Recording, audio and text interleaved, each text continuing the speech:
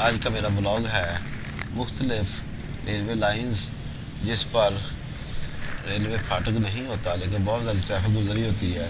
तो यहाँ भी ये बाड़ियाँ और सरिया के दरमियान शेखुपुरा में एक रेलवे ट्रैक है जिस पे रेलवे फाटक नहीं है।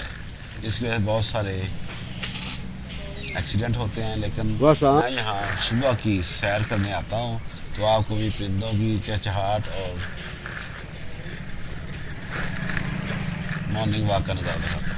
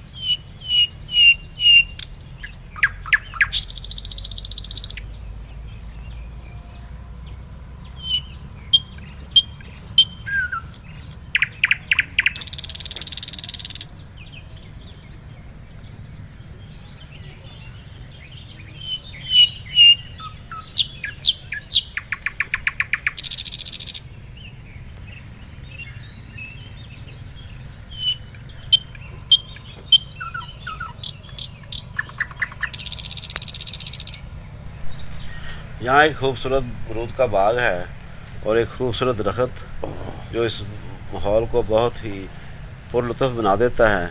और साथ ही एक छोटा सा ट्यूबवेल जिसे हम अपनी ज़ुबान में पंपी कहते हैं वो भी है। तो उसका भी नज़ारा दिल फरेब है। सुबह के वक्त चल रहा था तो आज खुशकिस्मती से मैंने उसकी वीडियो बना दी।